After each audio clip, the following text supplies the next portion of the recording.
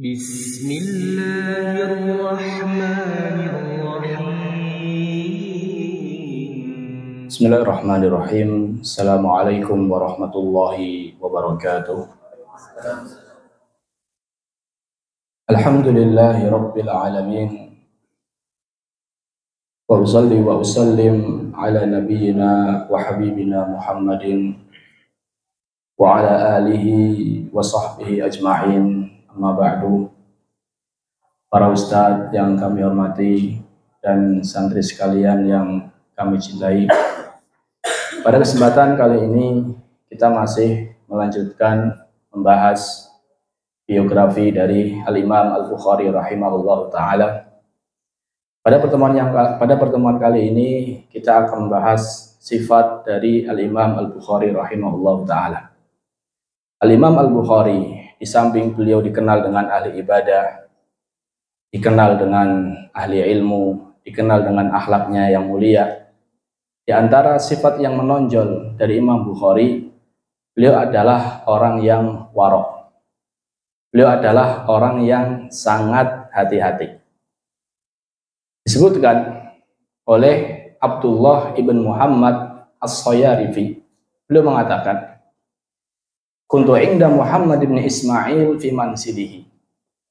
Suatu hari saya bersama Al-Imam Al-Bukhari di rumah Al-Imam Al-Bukhari.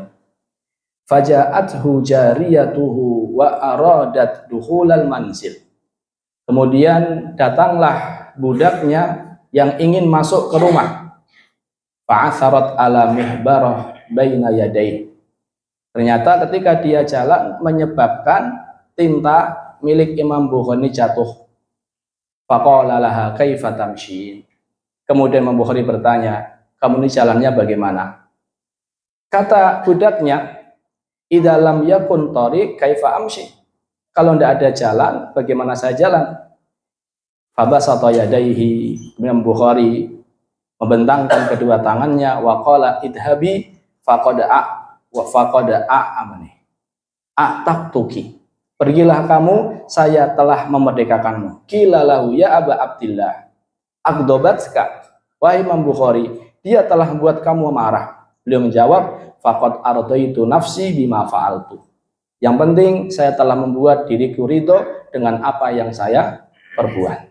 Jadi dari Imam Bukhari rahimahullah ta'ala, di dalam kisah ini jamaah, bagaimana beliau sangat hati-hati dan bagaimana beliau sangat pemaaf. Beliau nggak mau ada urusan yang berkepanjangan. Ya sudah, dimerdekakan saja. Ini diantara kisah Al-Imam Al-Bukhari rahimahullah ta'ala. Di antara bentuk yang lain yang menunjukkan akan bagaimana wara' Imam Bukhari adalah ketika beliau mengambil hadis dari Abu Mi'syar Ad-Dharir. Suatu hari beliau mendatangi gurunya Abi Mi'syar Ad-Dharir dan mengatakan, ij'alni fi halin ya Aba Mi'syar. Wahai guruku, tolong halalkan kesalahan saya. Faqala min ayyi syai'. Kesalahanmu apa? Kesalahan saya adalah ketika saya meriwayatkan hadis darimu dan saya takjub dengan hadis tersebut, wa anta tuharriku ra'saka wa yadaika. Di saat itu saya melihat engkau menggerakkan kepala dan kedua tanganmu. Mungkin seperti bagaimana jamaah? Apa kayak orang India gini atau bagaimana? Intinya ketika dia melihat gurunya menggerakkan kepala, menggerakkan tangannya, Imam Bukhari fanadartu ilaika fatabassamtu. Saya melihat engkau, kemudian saya senyum karena lucu. Kesalahan itulah yang menjadikan saya ingin minta maaf karena apa? Tersenyum melihat tingkah aneh siapanya? Gurunya. Apa kata gurunya? Anta fi hillin yarhamukallah ya Aba Abdillah. Sudah saya maafkan, semoga Allah merahmati, wahai Al-Imam Al-Bukhari rahimahullah ta'ala. Ini kisah yang kedua yang menunjukkan akan betapa wara' Imam Bukhari rahimahullah ta'ala. Bagaimana beliau merasa takutnya ini adalah dosa, takutnya adalah sebab dicabutnya keberkahan ilmu, sehingga beliau langsung mendatangi gurunya dan minta maaf. Kisah yang ketiga disebutkan pula oleh Ibnu Hajar di dalam Hadjus Sari. Ibnu Hajar mengatakan, Al-Imam Al-Bukhari rahimahullahu ta'ala, beliau pernah mengatakan, magtabtu ahdan qad mundu an alimtu annal ghibata haram. Saya sama sekali nggak pernah menggibah seorang pun. Sejak saya tahu bahwasannya ghibah itu hukumnya haram.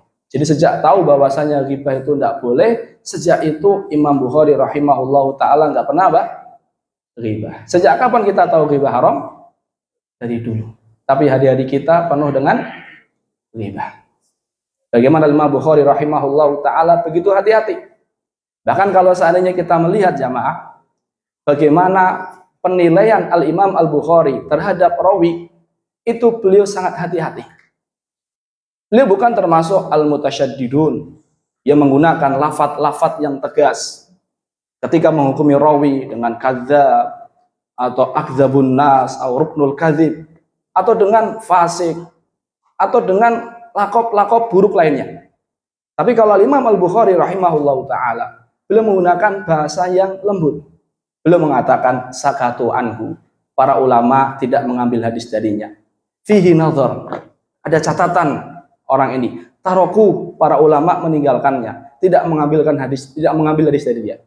Jadi kita lihat redaksi yang digunakan oleh Al-Imam Al-Bukhari rahimahullah taala, ini menunjukkan bahwasannya beliau itu orangnya begitu apa? Hati-hati. Beliau begitu warok, dan beliau pernah mengatakan, dan ini didengar, dan beliau pernah mengatakan, dan ini didengar oleh muridnya. Imam Bukhari pernah mengatakan, inni la arju an alqallaha wa la yuhasibuni an niktabtu ahadan. Saya pengen bertemu dengan Allah Ta'ala, dan Allah Ta'ala tidak menghisab saya karena dosa apa? Ghibah. Ini diantara sifat yang menonjol dari Al-Imam Al-Bukhari rahimahullah ta'ala. Beliau adalah orang yang sangat hati-hati. Dan demikianlah hendaknya seorang muslim jamaah, kita belajar menjadi orang yang sangat apa? Hati-hati. Kadang kita perlu meninggalkan apa yang sebenarnya boleh, namun karena ditakutkan menjadikan kita jatuh ke dalam hal yang haram, maka hendaknya kita meninggalkan hal tersebut. Apa itu waro'? Waro' adalah meninggalkan sesuatu yang syubhat, yang belum jelas kehalalannya, yang belum jelas kebolehannya, karena takut terjatuh ke dalam hal yang diharamkan. Sebenarnya hal ini belum pasti.